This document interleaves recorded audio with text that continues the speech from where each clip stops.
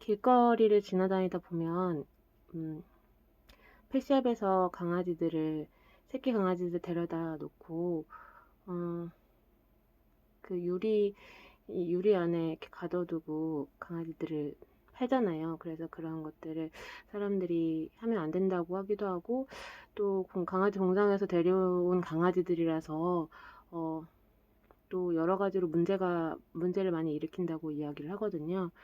실제로 엄마가 엄마와 함께 2, 3개월까지 있지 못하고 젖을 떼자마자 이렇게 2, 3개월에 그 유리 상자 같은 곳에 갇혀 있는 강아지들은 분양이 돼서 어떤 가정에 가더라도 몸이 아프거나 아니면은 사회성이 떨어지거나 그런 부분들이 교정이 잘 되지 않을 수가 있다고 해요. 그래서 저도 그런 이야기를 듣고 어, 엄마가 보살피고 형제들이랑 같이 뛰어놀던 강아지들을 대부분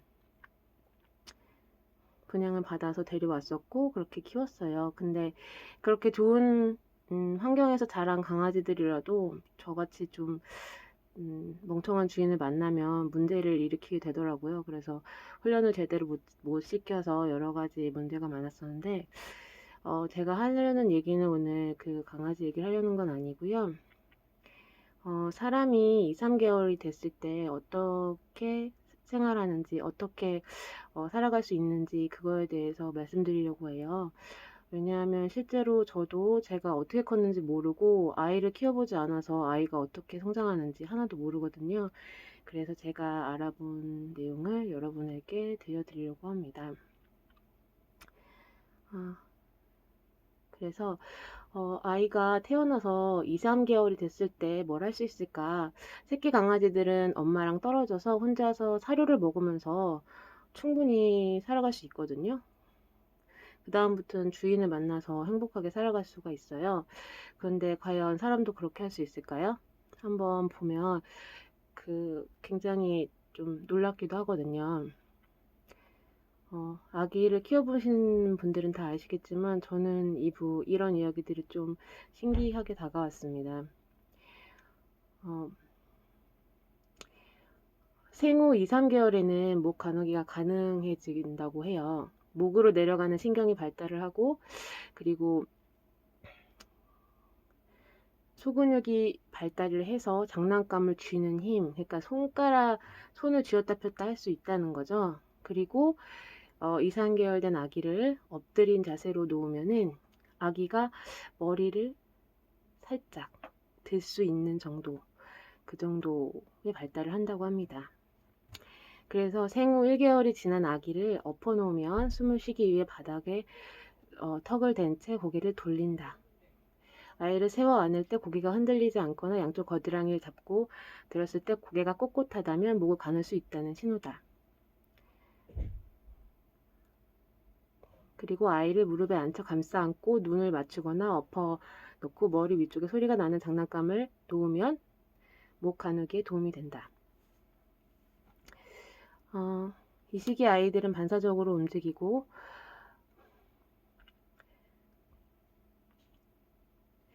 몸을 일으켜 세우면 걷는 것처럼 발을 움직이기도 하고 손바닥에 자극을 주면 주먹을 세게 쥐기도 한다.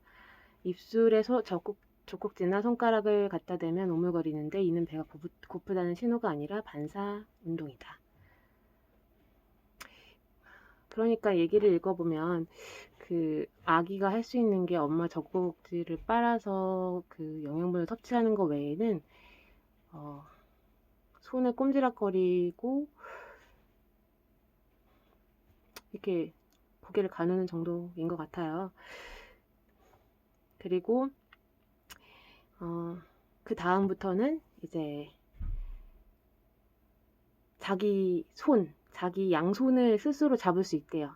2, 3개월이 지나야지. 그게 비대칭 긴장성 경반사라고 합니다. 그렇게 해서 그렇게 해서 3개월에는 아기가 관심 있는 쪽으로 고개를 움직이고 가눌 수가 있고 자신의 몸을 조절할 수 있는데 바닥에 등을 대고 눕혀서 손과 발을 가운데로 모으며 중심을 잡고 자세를 유지하면서 스스로 양손을 잡을 수 있다. 3개월 만에 할 수 있는 게 대단하네요. 그리고 4개월부터 6개월까지는 폭풍 성장의 시기라고 하는데, 이때는 혼자서 상체를 움직일 수 있고, 그 다음에 자신의 몸을 자유롭게 쓰는 법을 터득하기 시작합니다. 대근육뿐만 아니라 소근육 발달도 빠른 속도로 이루어져서 장난감을 향해 스스로 손을 뻗기도 하고, 그 다음에 6개월부터는 입술 주변 근육이 발달해서 숟가락으로 이유식을 받아 먹을 수 있대요. 그러니까 젖꼭지만 빠를 수 있었던 입술이 숟가락을 드디어 받아들일 수 있게 된다는 얘기네요. 그렇게 해서 엎어 놓았을 때는 이제 고개를 드는 것뿐만 아니라 두 팔로 바닥을 지지하고 상체를 올린다고 합니다. 그래서 생후 4개월에는 가슴까지 상체를 들고 안정적인 자세를 취하며 5개월에서 6개월에는 발을 축 펴고 배꼽까지 상체를 들어 올린다. 대단하네요. 발달이 빠른 아이들은 배밀기를 시작하거나 혼자서 앉기도 하는데 아직 운동신경이 하체까지는 발달하지 않았으니 아이를 일부러 앉혀놓지 않는 것이 좋다고 합니다. 이 아이들은 이제 손을 뻗어서 장난감을 집을 수 있다고 해요. 그리고 이 4개월이 지나면 눈앞에 있는 물건을 지속적으로 바라볼 수 있게 되고 이를 잡는 것이다. 그러니까 손과 눈이 협응을 한다고 하네요. 말이 되게 어려워요. 그래서 손의 움직임도 향상돼 이전까지만 해도 굳게 오므리고 있던 손을 스스로 피고 원하는 물건을 잡기도 한다.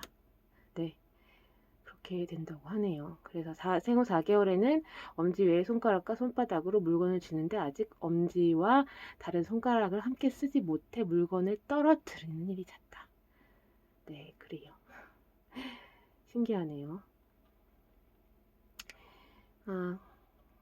그리고 5, 6개월이 이제 숟가락만, 이유식만 받아들이는 게 아니라 그 입술을 움직여서 발음을 한다고 합니다. 맘마, 엄마 이렇게 발음을 한다고 해요. 그리고 7개월부터 9개월까지는 세상을 탐색하는 일을 한다고 합니다. 그래서 아이의 운동신경이 하체까지 발달하면서 아이의 행동 반경이 전보다 훨씬 넓어지고 이제는 엉덩이와 다리의 큰 근육을 스스로 조절할 수 있어 앉거나 기는 등 자신의 몸을 이동할 정도로 성장한다. 아이들이 본격적인 이제 세상 탐색을 나서면서 부모들이 한눈을 팔면 안 되는 시기가 온대요. 그래서 아이를 10달 동안 뱃속에 넣고 있는 것보다 실제로 태어나서 돌보는 기간이 더 혹독한 육아의 기간이 될 수밖에 없는 이유이기도 하겠죠. 그러니까 뱃속에 넣어두는 것도 힘들지만 꺼내서 아무것도 못하는 아이를 24시간 돌봐야 한다는 거는 굉장히 힘든 일일 것 같아요. 그게 육체적으로 정신적으로 굉장히 힘들어서 정말 우울증이나 뭐 자살까지 가는 경우도 있다고 들었어요. 그 정도로 힘든 것 같아요. 그래서 이렇게 해서 음식을 오물오물 씹을 수 있는 때는 생후 7개월이고요. 그 다음에 그렇게 해서 소근육 발달이 다소 늦된 아이들은 음식을 잘 못 씹거나 침을 많이 흘리는데 아이의 운동성 발달을 위해서 억지로 먹이는 건 좋지 않다고 하네요. 그 다음에 10에서 12개월에는 드디어 걷게 된다고 합니다. 뒤집고 기고 앉으면서 걷게 된다고 해요. 걷기 시작한다고 해요. 네네. 그래서 그때는 이제 10월경에는 소파를 양손으로 잡고 걷다가 11월경에는 한 손으로 잡고 엄마 아빠 손을 잡고 그렇게 걸으면서 첫 발을 내딛게 된다고 합니다. 하지만 자주 엉덩방아를 찌는다고 해요. 제가 드리고 싶은 말씀은 우리가 모든 사람들이 그렇게 얘기하잖아요. 사랑받고 자란 사람, 귀한 집 자식, 사랑받고 자랐다, 귀한 집 자식이다, 이 말이 어떤 특정한 사람을 지칭하는 말이 아닌 것 같아요. 사랑받고 자라고 귀하게 자라지 않은 사람은 지금 그냥 서 있지 못하겠죠. 그러니까 여러분에게 가족이 있으니까 힘내라 그런 얘기가 아니라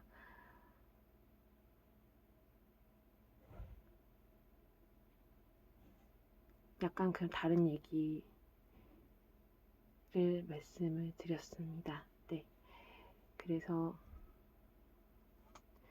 다른 사람이 사랑받고 큰 것 같고 귀한 집 자식인 것 같을 때, 그런 생각이 들 때 내가 과연 그렇지 않았다면 이 세상에 존재할 수 있었을까, 한번 나에게 그런 순간이 그 1년이든 2년이든 3년이든 그런 누군가의 손이 닿지 않았다면 이 세상에 있을 수 있었을까?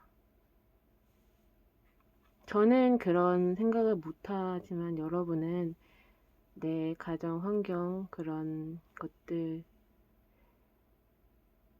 넘어서서 생각을 하실 수 있었으면 좋겠습니다.